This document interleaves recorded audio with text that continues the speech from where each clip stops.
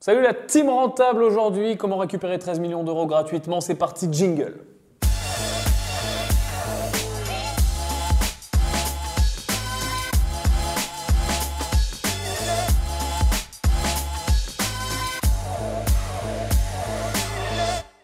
Ok la team, avant qu'on commence, tu as tous les liens intéressants pour aller plus loin avec moi juste en dessous dans les notes de cet épisode. Tu peux télécharger mon livre, tu peux également t'abonner à la chaîne pour ne rien rater. On est dans la section business. Aujourd'hui, je voulais te parler de l'OBO. On a déjà parlé du LBO d'ailleurs. Ce que je te conseille, c'est, si tu n'as pas encore vu la vidéo sur le LBO, c'est de la regarder, cherche-la quelque part par là. Tiens, je vais te mettre le lien aussi juste en dessous. Regarde-la avant si tu ne l'as pas vu. Il faut que tu aies déjà compris le LBO avant d'entamer l'OBO. OBO, c'est quoi? Ça veut dire Owner Buyout. Encore une fois, c'est de la finance, on parle anglais. Ça veut dire un rachat par les fondateurs, en fait. Okay, donc, ce qui va se passer, c'est qu'on va utiliser plein de dispositifs de rachat. Et on va mettre des effets de levier au milieu de tout ça, un petit peu comme on a fait dans le LBO, mais cette fois-ci pour faire un cash out, en fait, pour permettre aux fondateurs de récupérer de l'argent, de récupérer du cash, de la liquidité, tout en gardant le contrôle d'une partie de l'entreprise. Ça va être intéressant dans des cas spécifiques, c'est un petit peu comme pour le LBO, il faut des prérequis. Le prérequis numéro 1, c'est que l'entreprise cible, l'entreprise dont on parle, soit détenue donc par les fondateurs et qu'elle ait une activité stable, pérenne et qu'elle crache de l'argent, comme dans le cas du LBO, de la cible du LBO. C'est toujours un prérequis dans ces montages-là. Il faut que la cible soit OK, soit pérenne et que ça soit une boîte qui fonctionne bien. Okay, donc là, dans mon exemple, on va prendre une boîte qu'on va évaluer 20 millions d'euros, histoire d'avoir des vrais chiffres et je vais t'expliquer comment ça fonctionne. Donc ce que je te propose, c'est que je te fasse un dessin, comme l'autre fois, c'est parti. Ok, donc, comme pour le LBO, on va avoir des fondateurs. Ok, donc ces fondateurs-là sont les gens qui détiennent déjà la société qui va être la cible de l'OBO. Oui, puisque je te rappelle que c'est un owner buyout, donc on rachète aux gens qui sont déjà les propriétaires.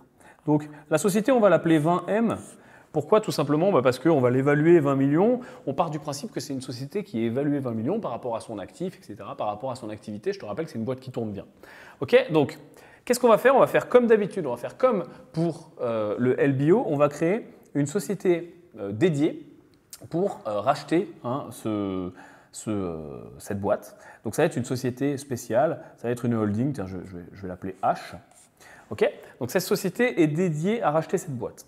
Comme pour le LBO, on va faire rentrer éventuellement des investisseurs. L'avantage de l'OBO, c'est qu'on peut faire rentrer des investisseurs très facilement. C'est aussi un peu le but. Pourquoi? Je fais une parenthèse. Souvent, on va choisir l'OBO pour plusieurs raisons et deux principales. La première, récupérer du cash, parce que tu vas voir qu'on récupère un gros montant de cash à partir du moment où tout est OK, les prérequis sont là. Et aussi, souvent, ça va s'adresser aux gens qui ont eu toute leur vie dans l'entreprise et puis au bout d'un moment, ils arrivent bien près de la retraite et puis ils se disent est-ce que mes enfants veulent reprendre? Et aujourd'hui, il n'est pas rare que les enfants aient envie de faire autre chose et donc ils ne trouvent pas de repreneur.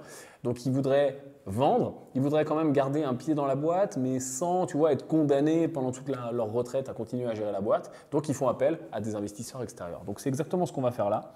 On va mettre des investisseurs extérieurs, on va les appeler les nouveaux managers, NM. On va les mettre là, donc eux vont aussi prendre des participations.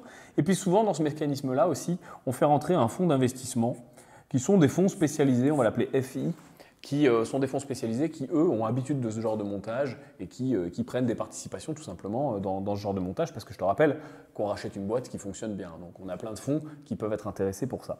Donc eux, tous ces gens-là que je vais pointiller comme ça, ils vont constituer le nouveau capital social de la société. La holding, pour qu'elle puisse racheter la société 20 millions, elle a besoin de fonds. Ça ne va pas se faire au hasard. Donc ce qu'on va faire, c'est que les fondateurs, eux, ils ne vont pas sortir d'argent. Ils vont faire un apport avec une partie de leur part ici en bas. Et c'est le gros avantage de la LBO, c'est-à-dire que eux, pour détenir le capital de la holding, puisque c'est cette boîte qui va détenir celle-là à 100%, donc maintenant ce qui intéresse les gens qui sont ici en haut, c'est de détenir du capital là-dedans. Eux, pour détenir du capital là-dedans, plutôt que de mettre de l'argent, ils vont mettre une partie de leur part. Donc ils vont mettre une partie de leur part, donc dans mon exemple, je t'ai fait un exemple chiffré, ils vont investir l'équivalent de 7 millions, ce qui fait à peu près 35% de leur part ici. Okay, donc, il faut un apport dans la société holding à hauteur de 35% de leur part, 7 millions. Le nouveau management, ici, va faire un apport également à hauteur de 1 million.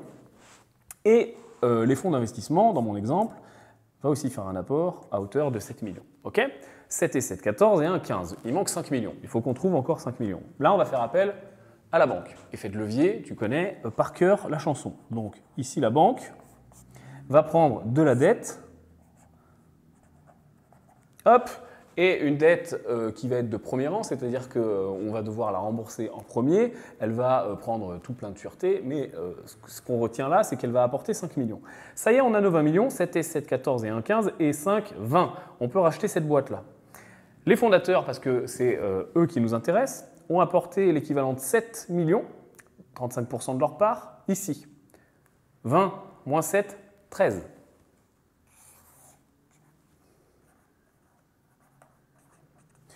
Les fondateurs viennent de récupérer 13 millions d'euros.